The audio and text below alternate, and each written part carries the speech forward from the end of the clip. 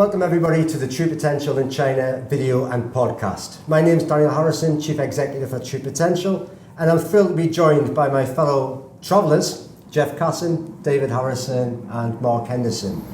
Today we're going to be talking and giving an insight into the UBS Greater China Conference, which we attended last week in Shanghai, China.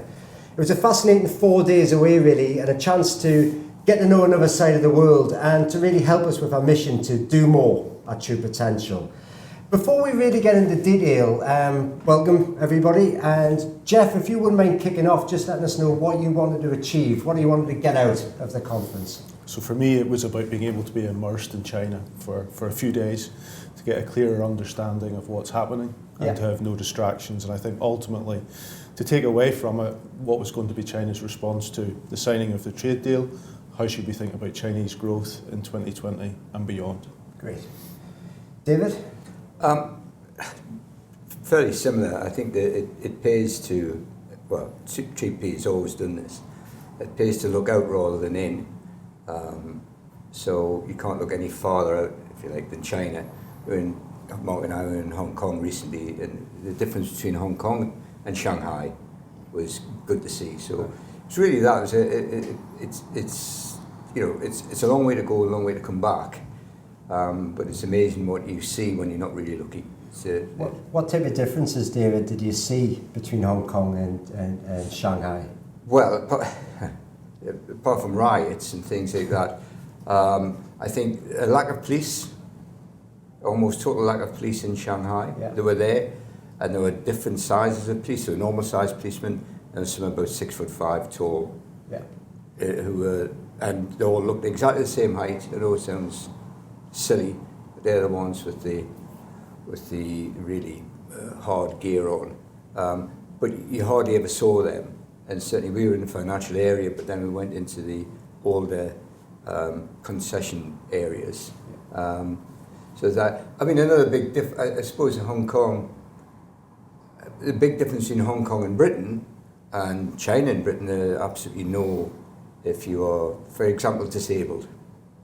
There's not a single disabled ramp anywhere, not a single disabled toilet anywhere that I saw. And it's a good place if you're looking to get disabled. Have a wander around Shanghai if you're not, which we'll talk about later, with the little silent but deadly scooters zooming everywhere. And you think, I'm told that this is a police state, and yet you've got people breaking the law all over the place in the same sort of way that, I suppose people from North London will be used to scooters coming up on them and nicking their phones. There wasn't any of that. I think that would have been a bit too far. And the cameras. Yeah. And the difference is actually, the big difference, you don't see that level of camera exposure in Hong Kong. I made a note of that, David, about the cameras. It was everywhere you looked. Everywhere. Even down, I remember remarking with Jeff one afternoon, we were out for a walk, and just going across a zebra crossing. And right in front of you was a video screen showing you crossing the road, and your face popped up at the top. So it was a very overt way, I think, of saying, we're watching you. You're recorded, we know where you are. So definitely no mobile phone theft. No, I remember that moment, because we all joked to say, as you're watching this, you can see yourself getting run over by a scooter. By a scooter coming through. By a scooter, and one did shoot by. Yeah. So. They obviously haven't got facial recognition for that, but because they had masks on and things like this.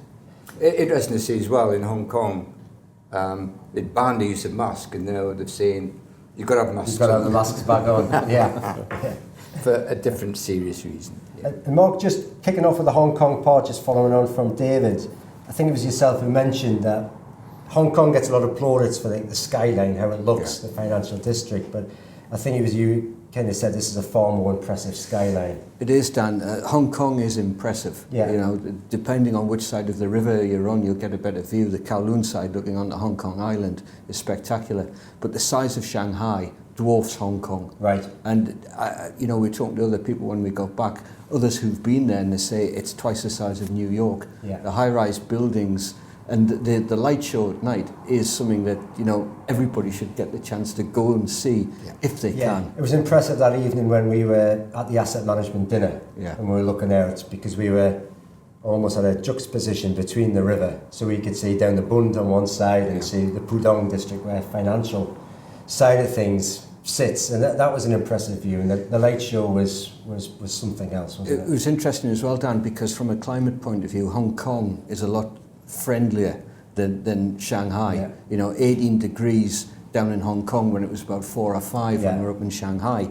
One thing I did notice is when we drove in and later on, there was a significant level of haze in Shanghai, and it was something that the Chinese official actually apologized for to the audience at the opening of the conference. But as we saw throughout the 2 days that we were there, there's significant moves being made within China to address problems like that. There's certainly a lot of talk about it. I know we're going to get onto the sessions later on, but there was a lot of electric vehicles, ESG side of things. But it was interesting with the haze because, you know, Mark, you and I were there 2 years ago, and I felt even kicked on 2 years. Yeah.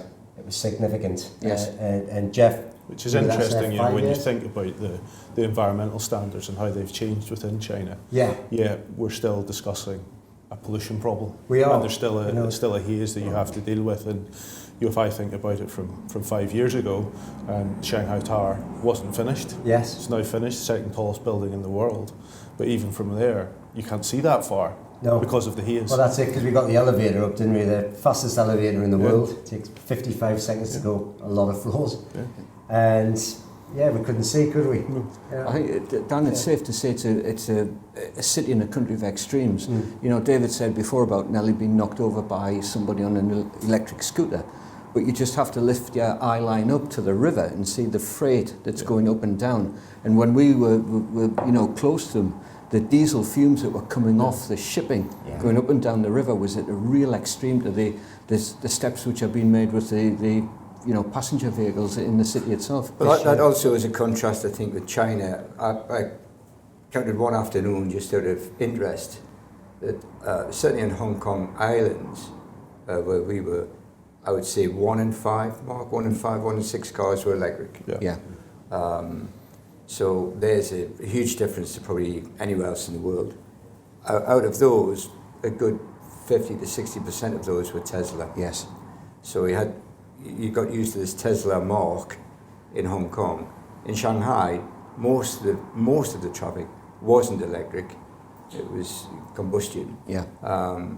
And the electric cars in the main were German, BMW. Some BMWs. Yeah. And some Audis. Maybe to build on that point, it's interesting that we've just seen Tesla open the Gigafactory outside Shanghai, and we heard from the chairperson of the municipal government how important that was and how they're really targeting electric vehicles and the opportunity that can bring. With, I think he said there was 400,000 electric vehicles today in Shanghai itself. Yeah. Right, yeah. I suppose when you then look at the population of Shanghai, which is what, 24 million or so? Yeah. It's a small number. It is, but it's growing. It's a start. Yeah. And probably just linking onto there and onto the conference agenda itself, Jeff, would you mind just sharing with the audience what the overall theme was from the conference, please? Yeah, I think for us, the overall theme, and I think the theme that UBS were wanting all of us to take away is the real opportunity that China has, and to not underappreciate the scale of the growth opportunity that China is actually delivering to the global economy. I think, as David mentioned, China is accounting for 28-29% of global growth. That's a very significant number if we put that in contrast of what the likes of an India is delivering or what the UK is delivering. It's twice India, and it's nearly, I think the UK is about 1.5 times. So 1.4%. 1.4%. So there we go. Versus 28%. So, and the US 10%. That is the opportunity, and that's what I think we all need to keep in mind. That whilst we hear the growth rate in China is slowing, the actual dollar value of that growth is very significant. Still phenomenal at that size, looking at some of the numbers, it's the equivalent of adding a turkey to the global economy on an annual basis. Yeah, not the bird, the country. The country. The country. Yes. Just that's not for the audience. The audience will understand. It's just for my colleagues. For me, Dan, one of the reasons for going was what Jeff was saying there, the investment opportunities that are on China. Yeah. You know, we hear about China, the news flows been steady and increasing over the last few months with the trade wars and Trump, whatever he's trying to achieve there. But for us and for our clients, we can't ignore China. One of the quotes that I picked up there was, "You can't be a credible global investment manager if you're not in China." Yeah. And for us, I wanted to see whether there was a Western interpretation on the news flow that comes out of China. And there's no better way than finding out than being there yourself and hearing it from the UBS with so many Asian speakers there. It was to get the balance. Yeah, I think you're absolutely right, Mark. And I think as Jeff had mentioned before, there's no better way of learning than being fully immersed in where you are. And probably from a softer point of view rather than a business, you do realise how small we really are in the world.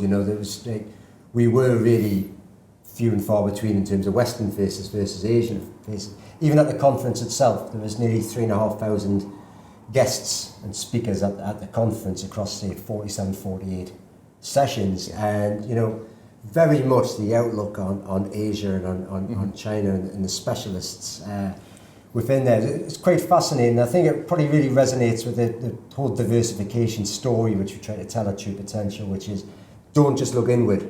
It's vital we look east, it's vital we look west, north and south, and really spread our investment message there. And for me, I went away with a feeling which is there's no kind of better area to talk about diversification than a hub such as Shanghai. Yeah, we noticed that, we were there 2 years ago, you and I, and there's places that we walked through, which are now considerably more built up than they were. And that was on the financial district side of things. Over on the old Bund side, in the distance, there were still construction cranes. Not to the extent that you have in London, because London is still... I found that interesting. Yeah. There it wasn't apparent that they were building as fast as they must have been building. Yeah. Certainly, because obviously London is much more condensed, if you like. But it struck me, 2 or 3 things caught my eye. One was that we travelled for best part of an hour in a car to get from the airport, which is in Shanghai, still in Shanghai, to the centre of Shanghai. And we were passed only by one very fast vehicle, which my German colleague told me that Germans gave them that, which is the maglev train, which went by 200 odd miles an hour, which I missed. I was looking out the other window and I heard the noise. But the size of it is 24 million. Something interesting in the news here last night, the fact that they were showing you in Wuhan province the sort of stuff that were going on there. Not that long ago, China wouldn't have told you they had a problem. You just felt ill one day and it came from China. Now they're saying, look, and they're willing to have planes diverted or put into special terminals in Heathrow so they can kind of check them, and they're going to be asked for details of where you're going, what you're up to, if you're feeling poorly, let people know. So I think that's visible signs of true opening up, rather than somebody saying it, the fact that it's been done. And this is coronavirus, or I don't know what's coronavirus, coronavirus, which someone say you've had too much to drink, but is that a drink, Corona? It's a drink in this office. I think, so that's a Mexican virus that's gone to China, been drunk by a bat and passed on to a human. My understanding of it is that, And I think that's accurate, David. Yeah, I think so. Which is an interesting contrast if you think back 17 years ago as to what happened with SARS. Yep. Yeah. And that gives you a real indication as just how China has embraced the world, how it has opened up, and how it is addressing issues as they come to the fore today. Yep.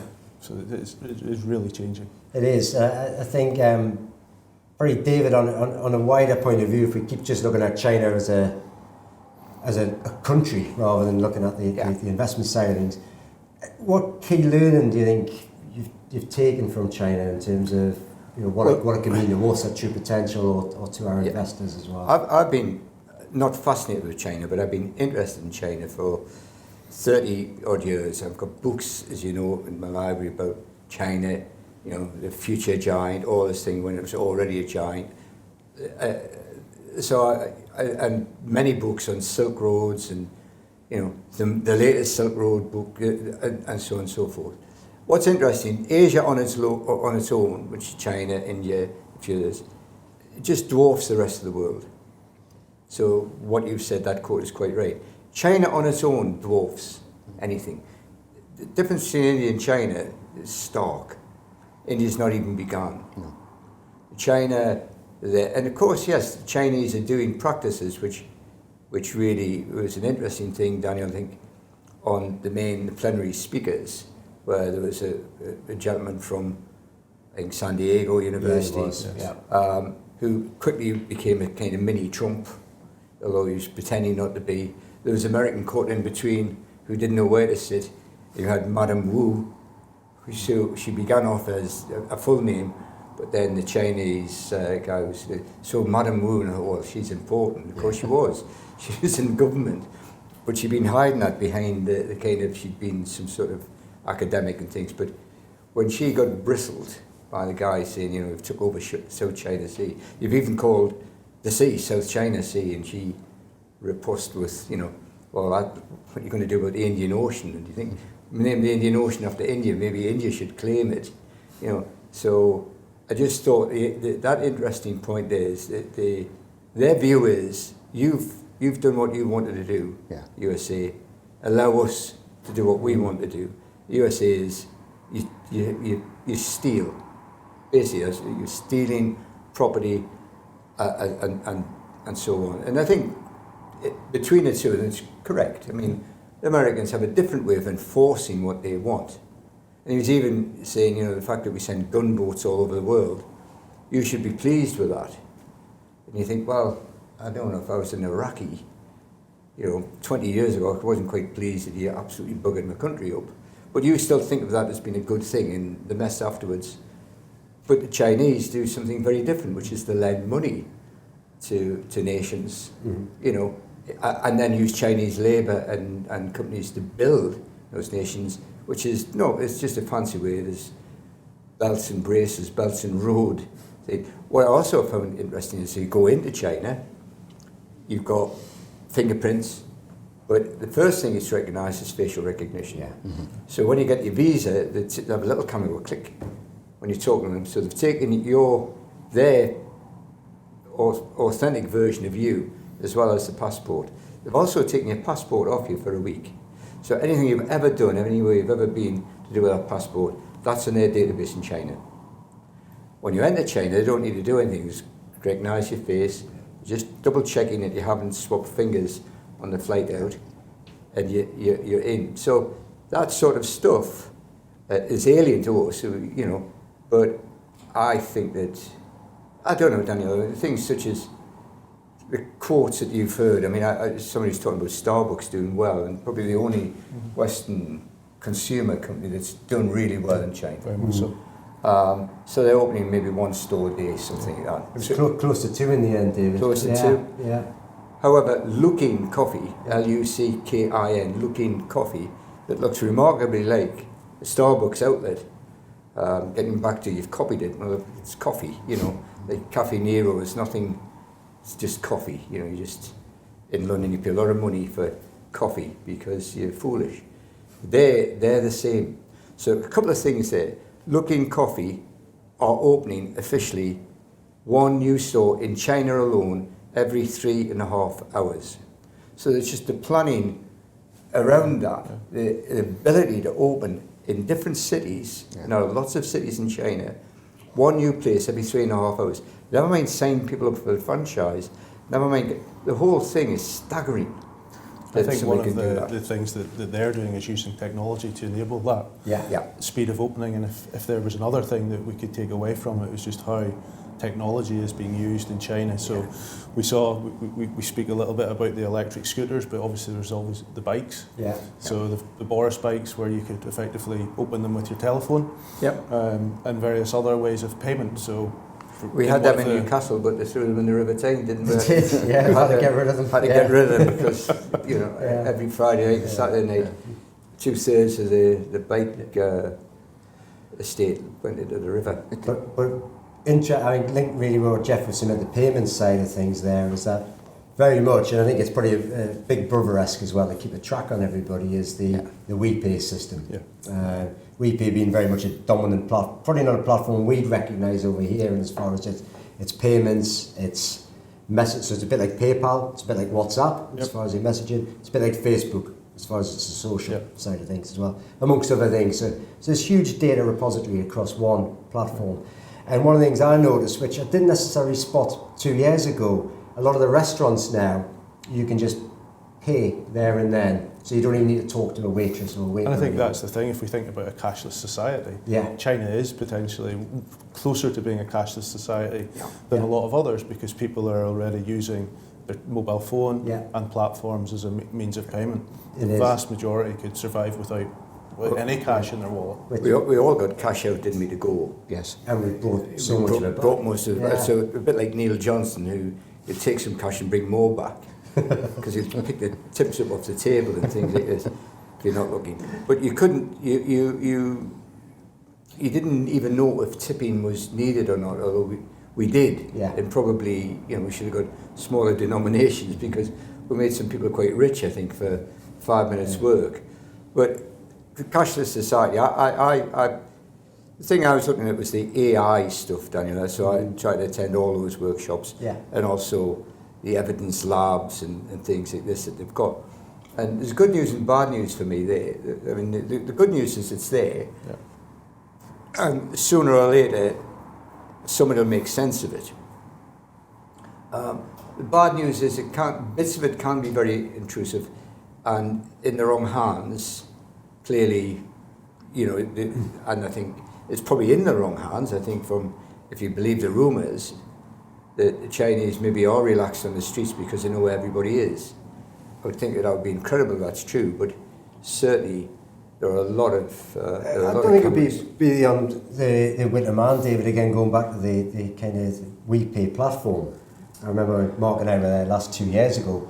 People are now starting to get, authorised for credit, for loans, based on their activity on WePay. So not just how you're spending, but what type of websites you're looking at, what type of messaging. So that level of intrusiveness is there, and I can only assume the Chinese citizens are relaxed with it. Otherwise, you wouldn't use the platform unless they go completely cash free, and you have to use that platform. Which is where we're getting. Which I felt we were there. Yeah. Certainly in the financial centre. When we crossed on the other side, if you like, when we crossed in East Shanghai, East Shanghai, no, West Shanghai, West Shanghai. And as soon as you got off the street and into sort of markets and things, as you know, a lady grabbed us and I said, how many people are with you? I said, well, there's another 10 coming around the corner and they've got money. Leave us alone. But Daniel had to buy wanted to buy a toy for his son. He ended up paying, I think, the equivalent of like 12 quid for something which... It's worth about 4 quid. £4 pounds in Britain, including the battery. And it was quite an annoying little noise all the time. I don't know if you managed to switch it off, so... But there was cash used there. So I think it's a bit... I mean, it's a bit... For me, when you go to London, I remember years ago going into a pub and people would put their card behind the bar, which to me was alien. And still is. I mean, I'm still not that relaxed about not giving the card away. I mean, I still pay for taxis in cash, and so on and so forth. So I think it's a journey. They've already made it on that side of the river. They were not using cash for anything at all. No. You couldn't really tip them, or we did tip them. But I think this is why they're so keen on 5G as well. You and I we attended the 5G seminar. Game changer. Big talk about it, because we said, what could it mean to True Potential? We said, probably not a lot actually in the way that True Potential clients and advisors currently consume the data, short of it being faster. But for a society, or just society full stop, what 5G means is the network bandwidth, the capacity, means that for the first time ever, every device can be connected properly. You know, right now we're still kind of constrained by wires. You know, even fiber optic and things, there still has to be a level of a network there in the Wi-Fi, because simply if you put that into a 4G network right now, you crash it out. 5G is many more times, you know, vast. So when we're looking at, from surveillance, every single camera can be easily deployed more in the future. Just pop a 5G chip in them. You don't need anything else. Across the cash payments, so as you start looking at probably old Shanghai, so to speak, it's going to be a lot more easy just to start putting 5G machines in there for people to pay. And I suppose in China, it's not just a commercial interest either. You've got the government that want 5G to be pushed out and rolled out with, was it, I think 14,000 base stations in Shanghai within the next couple of years. So they will be the first country to probably operate a 5G network. And you can see why. And Jeff, as well, when we're talking about trade wars, which we focus in on, trade wars, they very quickly moved it away from calling it trade wars to technology wars. That's right. Yes. Just actually link with that, Mark. That's, you know, because the trade agreement was signed when we were over there, which I think was probably down to you. It was. So well done, Mark, for pushing the world on. But they called it Phase 1. Kind of, so what? With that pen with that very pen, Mark Trump. What does it mean, Mark? So what to true potential investors? Well, it came at a time, Dan, when there was stability coming in the UK after the general election, and the other big uncertainty that has been hanging over markets for the past, say, 12 to 18 months has been the trade wars. So the signing of that brought stability, and there was an instant reaction to that as well. This is stage one. What it involves is about 40 to 50 billion pounds of agricultural purchases from the US by China. In return, Trump will take away a 5% tariff increase. There was a vote by the audience in one of the sessions who attended with Jeff, say, you know, what do you think will come next? And the general consensus there from everybody would be things will be pretty much the same. There won't be a further escalation. Things won't get too much better, but certainly they won't get too much worse as well. So I think that what it means to our clients is that we can continue to look at the global diversification that we've got, but without the threat of major disruption from the trade wars, phony or not.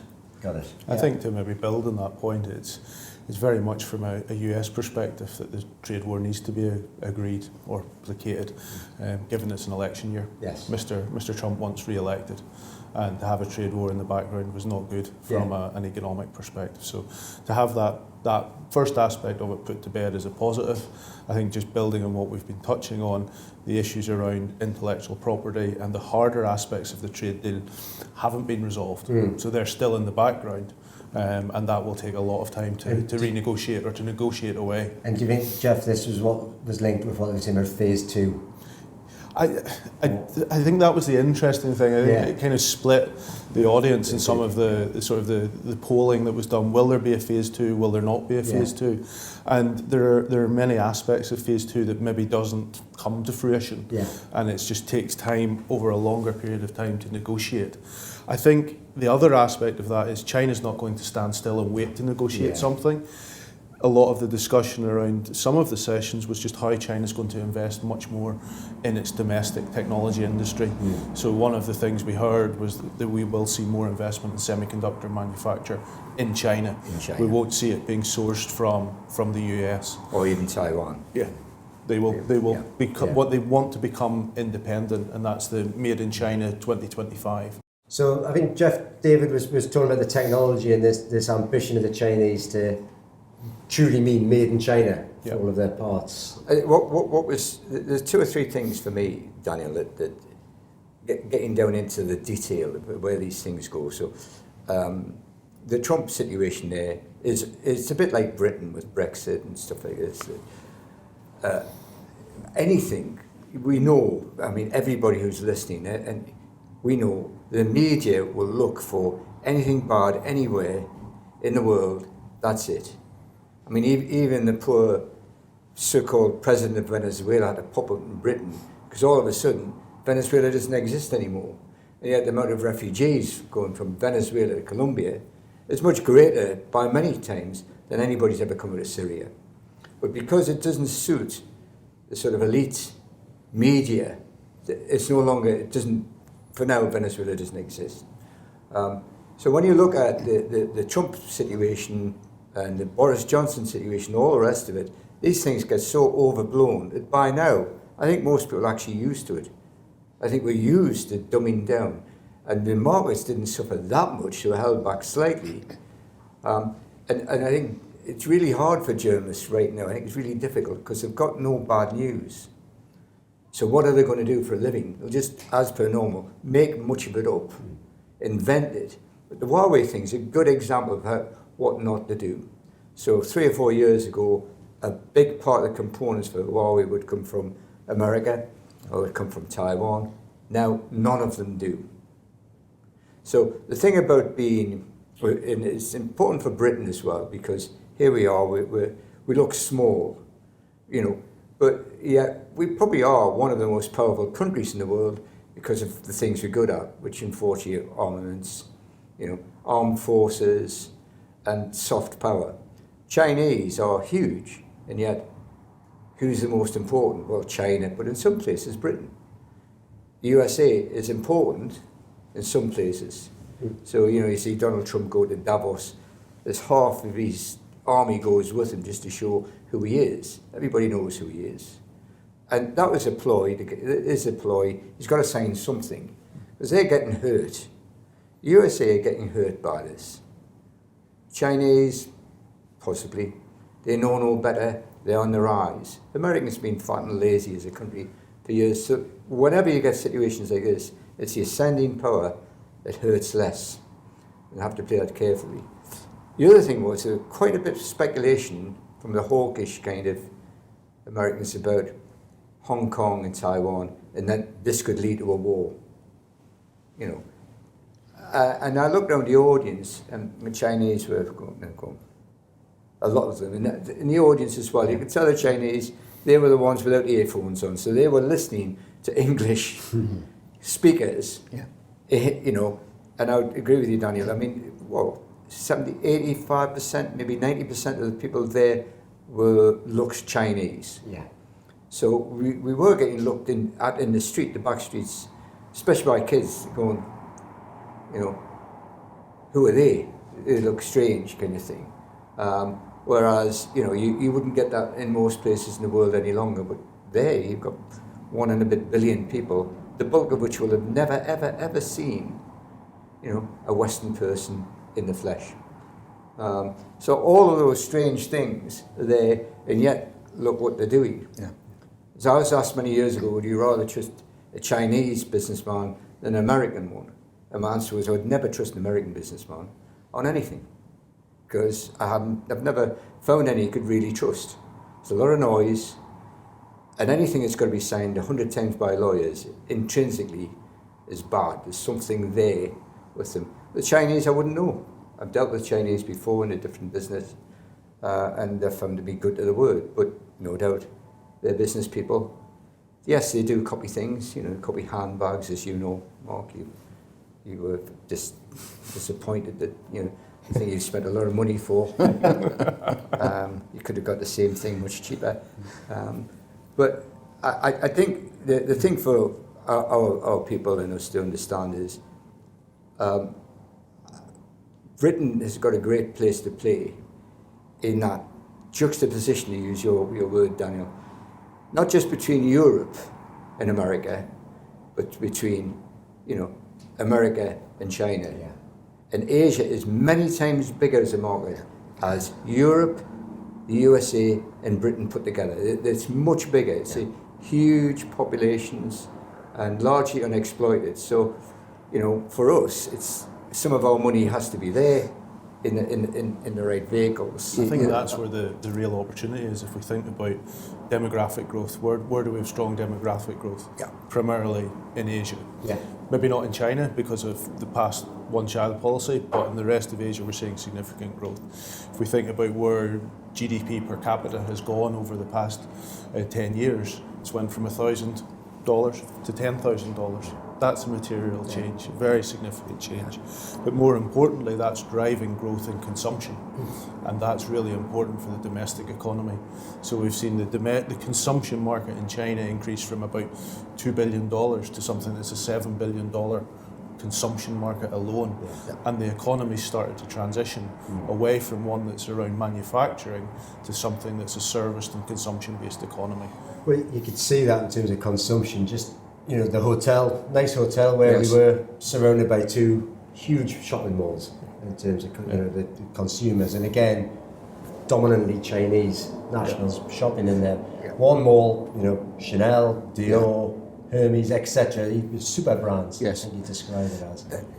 I kind of took some sound bites away from this because, as you'd expect, there's so much content. You need to be able to just filter it and take the bits that we could use. And part of the argument is that it builds on what David was saying before there, where a couple of years ago it was globalisation, synchronised growth with inflation being a threat. They're starting to talk about regionalisation now within Asia. So picking out the good areas, those areas that you need to invest. And there's still a feeling from the Chinese community that globally the rest of the world is underinvested in China. Now, if we relate that to what we're doing here within True Potential and the exposure that we've got to China throughout the portfolios, there's some absolutely fascinating things going on. Another little soundbite, the retail market drives 80% of the transactions on the Shanghai Stock Exchange. They're saying the average holding period for a share is 2 days. Now, you're not going to get in and out as quickly as that, but it's probably more of a cultural thing than anything else. We had a meeting the other day with one of our managers, and they were talking about the Chinese A-share fund, Jeff, where the performance had been... Oh, they've delivered stellar performance. And what's that? Why is that? Because a market that's dominated by consumers is very inefficient. And with that level of turnover, if you bring process and discipline to it, you can actually extract quite significant alpha from it. And that's something that we will continue to investigate and discuss more, because that is a real opportunity. Just to put some stats around it, so China as a share of global GDP is about 16%. What proportion is China in the MSCI All Country World Index? It's 4%. Contrast that with the US, 24% of global GDP, 60% of that index. So the opportunity for China and the opening up of China to have significant ramifications for financial markets and to create real opportunity to diversify. Well, there's some of the themes you were picking up, Jeff, because I knew you and Mark attended a Financial Markets 2020 session. And because you came out full of ideas and buzzing, so to speak. But there's some of the ideas. And some of that builds on what we've talked about, the opportunity in China, particularly the diversification that it provides. So the Chinese market is much less correlated with global markets. So building on our theme of diversification, that really works. It's not just the equity market, it's the debt market that's opening as well. And that's one of the things that we saw within phase one of the trade deal. The Chinese financial markets will continue to open to foreign players to enter. I think the other thing for us that's worth considering is just how the rest of Asia is benefiting from China's development, be that with increasing manufacturing, moving to likes of Vietnam, Malaysia and other areas. That presents an opportunity. I think one of the key things that I took from that session was around the action that Chinese companies have already taken to streamline their operations. So they've taken a lot of cost out, and that's similar to what we've seen across Asia. Why is that important? It'll give us earnings growth as the top line growth environment for these businesses starts to improve, and hopefully that's something we see as we go through this year. So it creates an opportunity in Asia, creates an opportunity for emerging markets, which we can then exploit for our clients within the portfolios. And another stat, Dan, is quite, in a way, awe-inspiring, that if the Chinese domestic market is opened up to global companies, it could increase world GDP by 20%. Right. And that is why China is important. As you say. Yeah. And Mark, I think between a lot of us, there was 47 sessions, and I think we tried to spread across as many of them as possible to immerse ourselves. Top session, Mark, you attended? If I have to pick one, Dan, it was the China investment opportunities, because that's relevant to what we're doing here at True Potential. But there was others that were linked to it about the shifting supply chain for Chinese industries. Chips, not bricks, which was quite interesting that you get some stats out of that as well. And just the way that the country is forward thinking. The 24% of the population under 25s have got a degree qualified. Yeah. One firm that we saw on stage represented was a company called 4Paradigm. 5 years old, 700 employees, 2/3 of those employees are in R&D.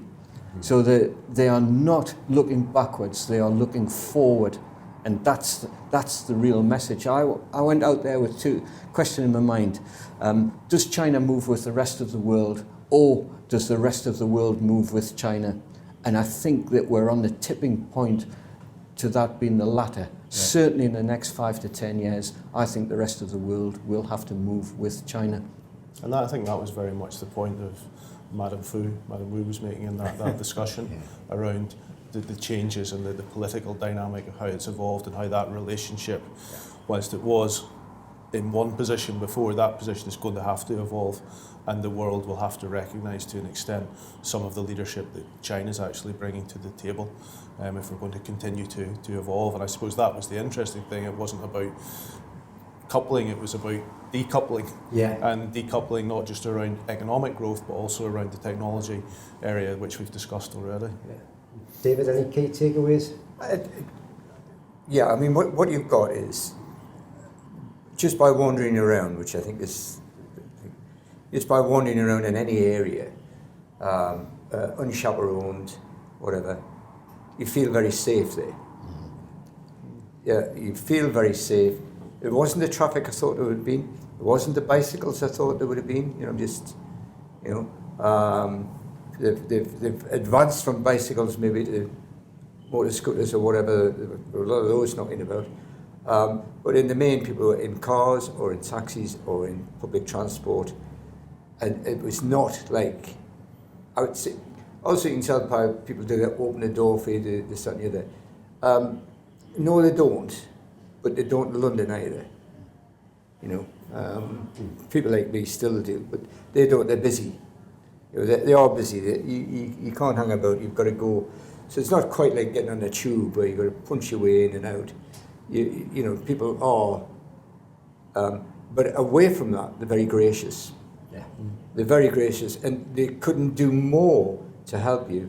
Not just me, but they were doing it with everybody.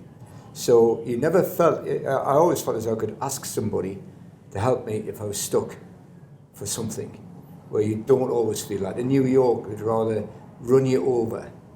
They would, and they just make rudeness an art form. I don't know why, but the Chinese were very different. So I felt safer there than I would, anyway. By the way, I don't feel ever that I'm under threat. No. But you know what I'm saying. You just, I don't mean safety as somebody come around and robbing you, but that certainly you would never think that you were going to get mugged or any of that there, whereas at parts of the UK where you think, because it happens. Yeah, so. I think you're safe, very well looked after, obviously a significant language barrier, and again you realise, when nobody there speaks English, rightly so, Yeah. So we're going into restaurants. Jeff was our chaperone, restaurant chaperone. We think we got chicken. I've no idea what it is. It was certainly decidedly spicy. It was, if in doubt, spice it up. That seemed to work. Which is what we did. And it was a benefit of everybody in the airplane going home. It was. Whatever. I got home a little bit faster because of that. But again, just even despite the language barrier and probably the oddness of seeing us, because we ate on a floating barge, for want of a better description, the last night, but couldn't be better looked after. No, really. No, I think they found us weird. They were bemused by us. We trying to order things, getting told off, but in a nice fashion. Snatch the menu up. No, you can have this. Yeah. You, whatever it was. Whatever it was, they found it funny. You silly English people or British people. Yeah. Good. No, I would definitely, I recommend anybody to go But just to share, for a lot of people, I think a lot of people now are much more worldly aware. But just like little things, Thailand, we've got people from all over working here. Yeah. And I asked the girl who's originally from Thailand, I know it's a different place to China, but how big is, Thailand versus anything? And she had no idea about her own country. But ask anybody else, and they say, about 25 million, 20 million. Of course, Thailand's got a bigger population than the UK. Most people think it's a beach. So where are all those people at? Well, the country's huge. It's a huge landmass. China's a huge landmass. But the difference between China and USA, similar landmass, but USA's got far fewer people per. So the Chinese there's a lot of them. There's a massive amount of them, more than you can ever really conceive. Once again, Hong Kong, years ago, we went to see a village. It was in 1985, went there, first time went there. And it was a village, it was a kind of show village that showed you the one television in the village. Seriously, there were pigs in the back of the house, or, kids dancing for you, this kind of thing. Not a single car on the road. Not a single car. Mm-hmm. So we travelled for an hour and a half, saw this thing, travelled back. 28 million people live there now. Yeah. I didn't go to see it because you think, oh God, I remember this when, it's a bit like you feel old, I remember this when it was a village. Literally. Fields, yeah. Everybody, tower blocks, and obviously they've got a standard tower block, haven't they? They just seem to drop everywhere. Yeah. And there are loads of them. So the journey from Shanghai airport in, you're just surrounded by people and blocks all the way, and as far as you can see. So the conception of 24 million, that's the ones that can count. That's right, David. And they're saying there's going to be another 144 million Chinese urbanised in the next 10 years. Yes. So that's where the construction and the resources will go into housing. I think that's the important thing for us to remember, and for our clients to all remember. It's the sheer scale that we're talking about, and you cannot underestimate that. It's maybe hard to grapple with it in our own mind, and it is, but it can't be ignored. It is real, it is happening, and we have to ensure that we're getting exposure to that for our clients. Well, puts high-speed rail in context. We should send people there already spent several tens of billions of pounds thinking about it. It's a railway line it'll just drain Birmingham of what brains they've got into London. It'll make no difference to Manchester and Leeds. Manchester's a thriving city on its own. But it'll take years, and it'll not be delivered to 2040. We were talking to some people who were buying property, remember? Yeah. And he said, you must have bought all the property in Birmingham and Manchester. And I said, no. Oh yes, we have many clients who are buying real estate in Birmingham, Manchester, and he didn't even pronounce it. HC2, I think. HC2, yeah. Right. And I said, well, that mightn't go ahead. And his face went, But that's the difference in perception, isn't it? Yeah. When you think about an infrastructure project in China, it happens in relatively short order. So if you think about some of the toll road companies that presented, they're building 30 kilometres of road in 3 months. They were working out. I mean, the session I went with artificial intelligence down I went to 2 or 3 of those to try and get my head around it. But they showed an example in Macau. Macau obviously now is part of China as well, but it's a big gambling place. So they could tell, according to what they were saying anyway, I don't know, how much the high rollers were spending. This person's spending this, so they could tell that. Yeah. But also they could tell how long it could take to get that person from a certain city in China on these high-speed trains, which are 200 miles, 250 miles an hour, something like that. I think Beijing to Shanghai now is less than 3 hours. About that. So you wouldn't think about the hour getting into the airport, and maybe the hour on the plane and whatever. You just jump on the train, get there, which is the thing. We should take some British people to China and say, this is it. This is whether we like it or not, they're going to have you for lunch unless you do get moving, unless you do join up the different parts of the United Kingdom with proper railways. You don't need HS2 or a vanity project like that. You do need to spend money elsewhere to empty London of, so the way that the Chinese are looking at it is it's a big country, and they know they've got to involve more than just the eastern. And they've got the ambition to do that, but then they've got the scale, and they're kind of forced to push it through. I suppose that's why the river was so busy. It was all of the stones, the gravel, everything that's required inland to continue that development. That's just a tributary. So it wasn't the main river. It wasn't the Yangtze. That's the Huangpo. So where that stuff was going, but it was tons of sand, tons of gravel and things. It's obviously off to build something. And of course Shanghai's got the largest container port in the world, which we didn't see. So we never got as far as that. It's still part of Shanghai. But I'm guessing, we know we will get out of the airport. Could see in the distance the sea, it was the Yangtze. Yes. And once again, the sheer scale and the ability to organise that is frightening. And I know you need a certain kind of government to do that. I never want that kind of government here. The kind of government we had in the past where, and also, divided, where you get one country's MPs just stopping the other country doing things.